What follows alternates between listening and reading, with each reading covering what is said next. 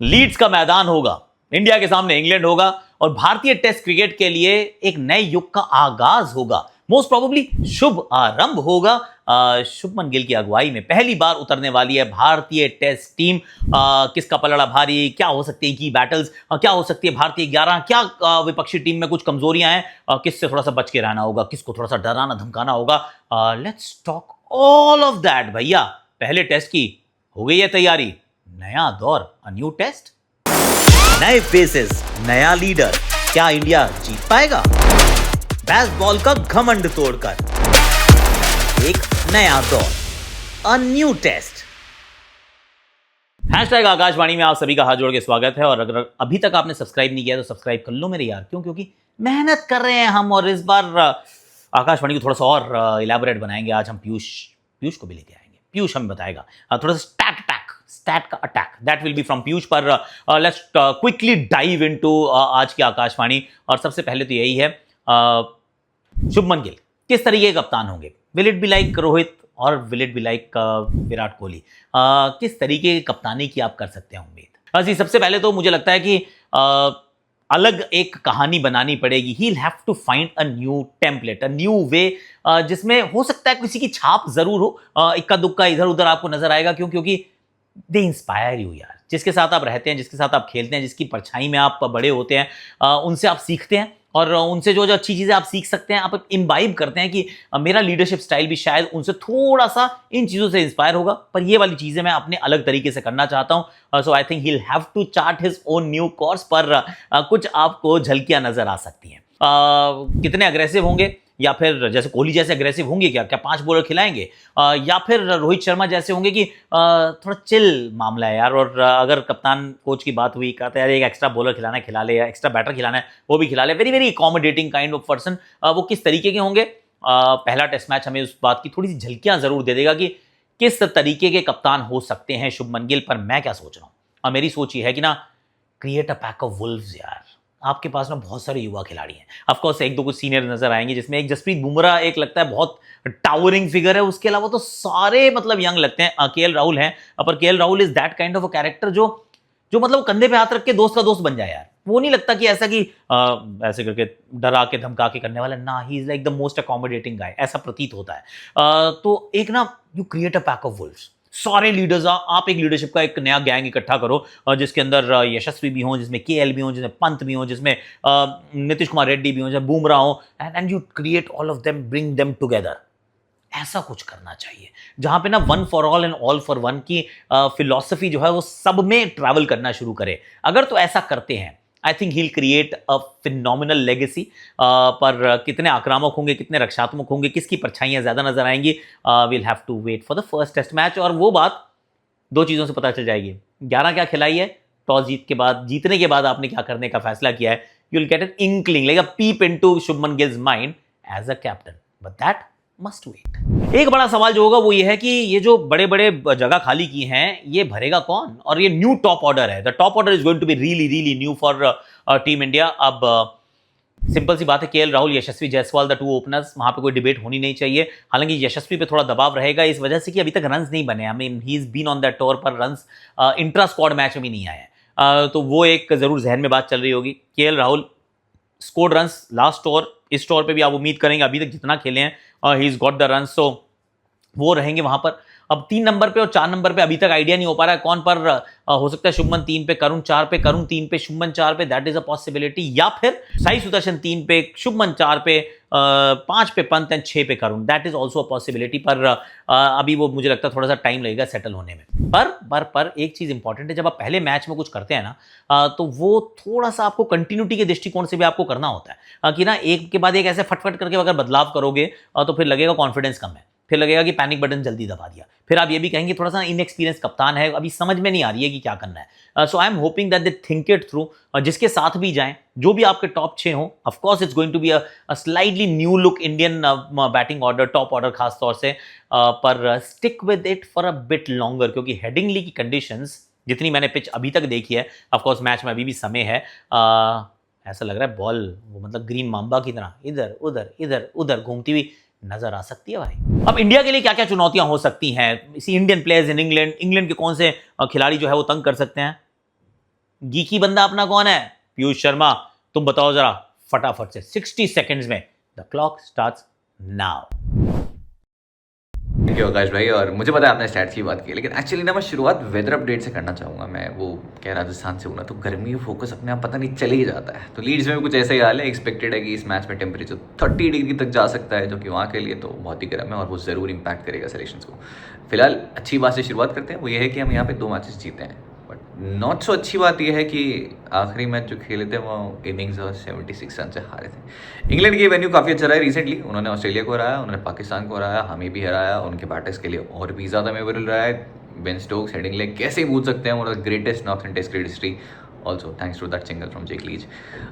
बड़ी नॉक्स की अगर बात करें तो हमारे वैसे बैटर्स के रन इस वेन्यू पर अभी तक नहीं आए। 3 ही बैटर्स है जो कि यहाँ पे खेले। केएल राहुल की बात करें 0 and 8, Ravindra Jadeja 4 and 30, Rishabh Pant 1 and 2। बड़ी नॉक्स खेलनी होगी जैसे जो रूट ने खेली है अगेंस्ट इंडिया। स्पेशली जब इंग्लैंड में बात करें, वो एवरेज जो है ऑलमोस्ट 75 का है। तो कुछ ऐसी नॉक्स खेलनी पड़ेगी जैसे करुण नायर ने खेली थी अगेंस्ट इंग्लैंड। वो 300 रन की पारी, 100, और उन्होंने वो कुछ हमने देखा भी कि उस पाक देखा जब कैंटरबरी में उन्होंने भी 200 रन की पारी खेली है। कुछ ऐसा रिपीट करना होगा।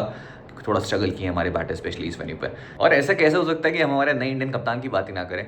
बहुत ज़्यादा एक्सपीरियंस नहीं है, ज़्यादा मैचेस नहीं खेले, 6 इनिंग्स है इंग्लैंड में और हाई स्कोर वो भी 28 का ही है। बहुत टेक्निकली साउंड बैटर है और हम चाहेंगे कि बड़े रन आए। लेकिन एक ही एरिया जहाँ पे लास्ट 2-3 साल में थोड़ा बहुत स्ट्रगल किया है उन्होंने, वो है वो अंदर आती डिलीवरी। 6 डिसमिसल जो इंग्लैंड में आए हैं उनके, उनमें से 4 अगेन वही अंदर आती डिलीवरी पे हैं। आपको लग रहा है कि इस बार बड़े रन से देखने को मिलेंगे इंडियन कप्तान के बैट से। एक और जो कि सिलेक्शन डिबेट होगी, मैं आपसे पूछना चाहता हूँ कि आपकी टीम में है और कहाँ होंगे, वो है शार्दुल ठाकुर। नंबर 8 पे आके वो 2 बैक टू बैक 50s जो केंसिंगटन ओवल में उन्होंने खेली थी, क्या आपकी टीम में फिट हो रहे हैं? एक्चुअली अब पूरी 11 ही बता दो। तो मैंने तो ईजी काम था मेरा, तो मुश्किल काम आपका है, वो है 11 बनाने का, जो कि मैं बेसब्री से इंतजार कर रहा हूँ सुनने का। Thank you. हाँ ठीक है, ओके। अच्छा काम किया, वेल डन। आज इनकी हमने एक नया इंट्रोडक्शन दिया है। आप भी बताना आपको कैसा लगा हमारे छोटू सा सेगमेंट ऑफ पीयूष शर्मा और इनका वाईटी चैनल। जरूर आप लाइक कीजिएगा, सब्सक्राइब कीजिएगा, क्योंकि he is a good guy. बड़े डिटेल्ड एनालिसिस करते हैं, बहुत बढ़िया फैंटेसी टीम्स बनाते हैं। तो अगर you are a fantasy fan, do follow Piyush. He is the proper cricket geek. और पीयूष, मेरी ना एक्चुअली जो प्लेइंग 11 होगी, सी मैंने वो कल परसों भी उस बारे में बात की थी। I will just stick with that only यार। क्यों ही ज़्यादा कुछ सोचना है। केएल राहुल, यशस्वी जायसवाल। 3 पे मैं अभी भी साई सुदर्शन सोच रहा हूँ। 4 पे शुभमन गिल, 5 पे ऋषभ पंत, 6 पे करुण नायर, 7 पे जाडेजा, 8 पे शार्दुल ठाकुर, 9 पे जसप्रीत बुमराह, मोहम्मद सिराज एंड प्रसिद्ध Krishna. This will be my 11। भाई मेरी 11 मेरे जहन में तो पक्की हो चुकी है। नीतीश कुमार रेड्डी को अगर खिलाने का बहुत मन करेगा तो भैया फिर आपको सोचना होगा कि क्या करुण 3 पे खेल सकते हैं, शुभमन 3 पे खेले, and then you will have to rejig everything. पर मेरे विचार में करुण नीतीश कुमार रेड्डी को 6 से नीचे अगर आप बैटिंग कराने का मन बना रहे हैं तो मत खिलाओ। आप शार्दुल ठाकुर को खिलाओ। भाई ने 100 भी बनाया था अभी इंट्रा स्क्वाड में, विकेट भी चटकाए हैं। He is got the experience of England, so go ahead with Shardul Thakur as your 4th pacer who bats at number 8। ऐसा मुझे लगता है। आपको क्या लगता है? Do let me know. और पीयूष तू भी बता दियो यार, क्या ठीक लग रही है 11 या कुछ बदलाव करें? पिच अभी देखनी पड़ेगी। मौसम, मैदान और माहौल वो ना कल आएगा विमल कुमार के साथ। वो भी हमने प्लान पूरा किया भाई साहब। ठीक, एक चीज जरूर है, ये एक बड़ी कहानी हो सकती है और थीम हो सकती है कि इंग्लैंड की जो फास्ट बॉलिंग की परेशानी है, उनकी जो मेन फास्ट बॉलर्स हैं वो अवेलेबल ही नहीं है ना। तो अगर वो नहीं है, वुड नहीं है, then Atkinson, then you looking at Jofra Archer. अगर ये लोग नहीं होने वाले हैं, ओली स्टोन, तो इसका मतलब दबाव तो होगा यार। जो कुछ है, it might be enough, it might not be enough. See अगर, और ये बड़ी इंटरेस्टिंग एक्चुअली कहानी ऐसी होने वाली है। उनकी फास्ट बॉलिंग थोड़ी कमज़ोर लगती है ना, हमारी बैटिंग थोड़ी सी इनएक्सपीरियंस लगती है। तो आपस में जो बेहतर कर जाएगा इस वाले कॉन्टेस्ट में, I think will just make a huge difference. क्योंकि भारतीय बैटिंग के ऊपर अभी भी सवालिया निशान है, और उतना ही बड़ा सवालिया निशान जो है वो इंग्लैंड की फास्ट बॉलिंग के ऊपर है। तो अब किस तरीके से बेन स्टोक्स चलाते हैं, खुद कितनी गेंदबाजी करते हैं, इट विल बी इंटरेस्टिंग। पर फास्ट बॉलिंग मुझे पर्सनली जब मैं देखता हूँ प्राइमा फेसी, कैसी लग रही है? कमजोर लग रही है। Let's be very honest. This is a really weak bowling attack, and that presents an opportunity to start the tournament well. मतलब स्टार्ट अगर आप एक श्रृंखला की अच्छे से कर देते हैं तो फिर you set your self up for better days ahead. और यही भारत की पूरी सोच होनी चाहिए, पूरी कोशिश होनी चाहिए। किस चीज़ के ऊपर ध्यान रखना होगा? I just take 30 more seconds। बाहर की गेंदों को छोड़ना होगा, गेंद को अपने तक आने देना होगा। See the ball quickly and play the ball late. Defend straight, square and score square. ये किसने बताया? ये बाबा बांगर के बहुत शानदार शब्द थे।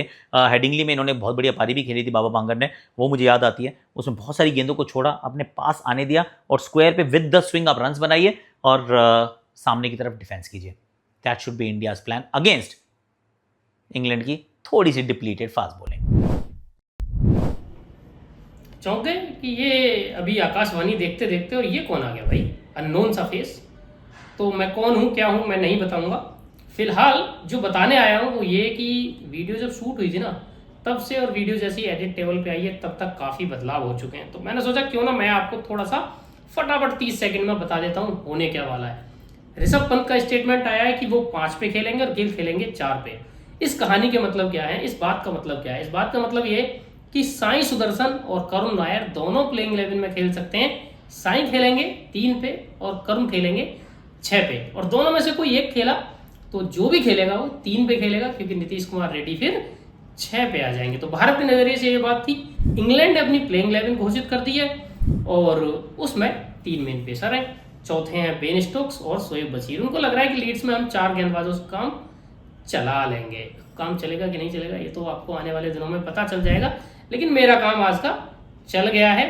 कल फिर मिलना आकाशवाणी में एज इट इज। मैं भी आता रहूंगा वैसे, कब कब कैसे कैसे आऊंगा वो बात। ओके, थोड़ी सी प्रिडिक्शंस करते हैं just for this series. The highest run scorer for this series I will say जो रूट। हालांकि जो रूट और बुमराह का कॉन्टेस्ट बहुत इंटरेस्टिंग होगा, पर जिस तरीके की वो फॉर्म में है भाई और जिस तरीके का बंदा है, मैं कह रहा हूँ जो Root to be the highest run scorer this series. सबसे ज्यादा विकेट्स कौन लेगा इस सीरीज में? I think it could be an Indian. वो जसप्रीत बुमराह भी हो सकते हैं, वो मोहम्मद सिराज, वो प्रसिद्ध कृष्णा भी हो सकते हैं। बिटवीन बुमराह एंड प्रसिद्ध Krishna I am going with one of the two. English मैं नहीं गेंदबाज को पिक कर रहा हूँ। इस श्रृंखला का रिजल्ट क्या हो सकता है? रियलिस्टिकली अगर बात करूँ तो 3-2 इन फेवर ऑफ इंग्लैंड। अगर भारत यहाँ से ड्रॉ करके आता है आई से वेल डन, जीत के आता तो आई से टेक अ बाउ। मतलब मैं थोड़ा सा अपनी रियलिस्टिक एक्सपेक्टेशंस रखे हैं, थोड़ा टेपर डाउन करके रखा है, क्योंकि it's a very young Indian team. तो अगर उस दृष्टिकोण से सोच रहा हूँ तो मुझे लगता है कि लड़खड़ाएंगे भी, कहीं ना कहीं गिरेंगे भी, पर इट्स ओके यार।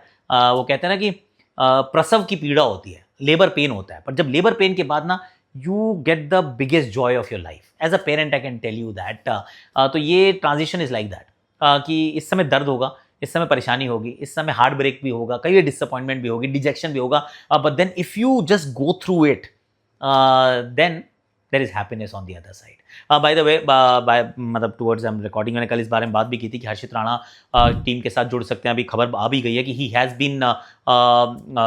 जॉइंड द टीम और 19th मेंबर बन गए हैं टू ज्वाइन द टीम, और ये फास्ट बॉलिंग के बैकअप है। और मैं सोच रहा हूँ कि 20-22 ही लोग रख लो, आपस में इंट्रा स्क्वाड मैच भी हो सकता है। आज का आपको आकाशवाणी कैसा लगा ये बताइएगा। कल मैदान, माहौल और मौसम उसकी बात करेंगे, उसके लिए अपन लेकर आएंगे विमल कुमार साहब को भी। ठीक है जी, आज के लिए मेरे पास इतना ही है। और एक छोटी सी बात बताऊं, आप देख रहे हो ये मेरा मुंबई का घर है, बट ना I am already in new Jersey. Yes पहुंच गया हूँ। बहुत लंबी फ्लाइट थी कल, बहुत लंबी। नहीं समझ में आ रहा आकाश यात्रा देखनी है तो फिर कमेंट सेक्शन में बता देना यार। और पीयूष आ चुके हैं, विमल आएंगे, और कौन कौन से आपको कैरेक्टर्स चाहिए, कौन कौन से आपको ज़बरदस्त लोग चाहिए इस शो पर बताइएगा। हम मेहनत करेंगे, हम और लोगों को लेकर आएंगे, प्रॉमिस है।